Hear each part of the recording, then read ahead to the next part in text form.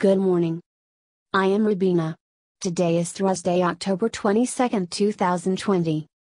Afghan air raid kills at least 12 in mosque, officials. Victims of the attack include children. The attack on a religious school in the northeastern province of Tak also wounded 14 others. An Afghan military air raid targeting Taliban fighters has killed at least 12 people, including children, and wounded 14 in an attack that hit a religious school and mosque in the northeastern province of Tak, provincial officials said. In an account disputed by the national government, local authorities said on Thursday that 11 children and a prayer leader were killed in the attack. Hadi Jamal, a spokesperson for an Afghan military unit, confirmed the raid on Wednesday evening but said it was not clear if the attack had accidentally killed civilians and children and that an investigation had been launched. He did not elaborate on what kind of air attack had been carried out. Taliban fighters killed more than 40 Afghan security forces in the early morning of Wednesday, Provincial Councillor Mohammad Azam Afzali told DPA news agency. An aircraft bombarded the mosque after receiving information that Taliban fighters who were involved in the bloody attack on security forces were hiding there, Afzali added. However, the fighters had already left the mosque, Afzali and another security source said. The Taliban had mounted an offensive to overrun Baharak district in Tak, prompting government forces to call in air support, provincial officials said.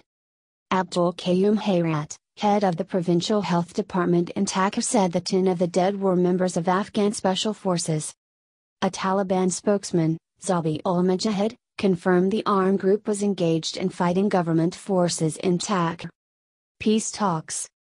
Afghanistan is suffering heightened levels of violence while talks are underway in Qatar that could help the United States find a way out of its longest war. The U.S. signed an agreement with the Taliban in February to promote a negotiated end to the 19-year conflict, and talks between the armed group and the U.S.-backed government began more than a month ago, but have yet to yield any major breakthrough. Watch this video. Dozens were injured in the city of Ferozkoh, that's the capital of Ghor province.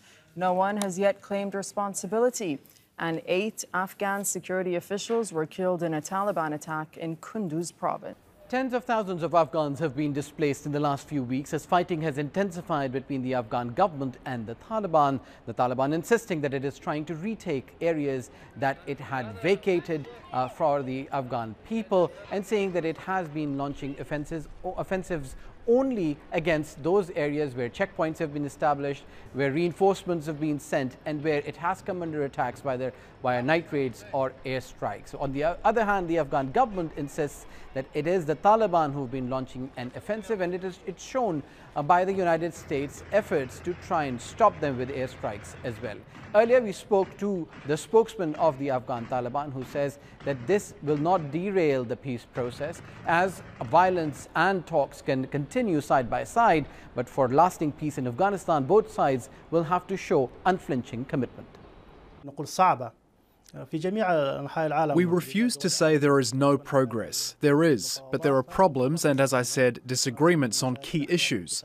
As you know, there are still meetings between the committees, and we hope that at the end we will reach a solution, and let's keep this in consideration. This is a major step, and it's expected to be a difficult process.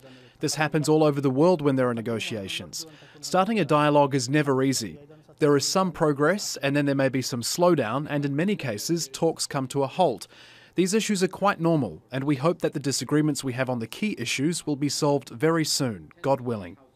Talks have continued between not just the Taliban and the Afghan government, but interlocutors of peace with the Taliban as well as the US government. We've seen Zalmay Khalilzad, the US lead diplomat, trying to mediate between the Afghan government and the Taliban, saying that all sides are going to try and make sure that there is a reset of the violence.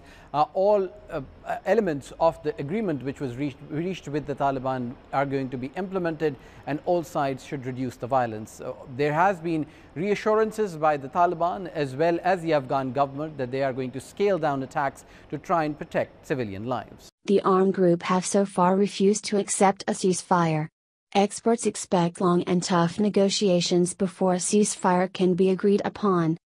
For more than a week now, there has been heavy fighting in southern Afghanistan. More than 100 civilians have died and tens of thousands of people have been driven from their villages.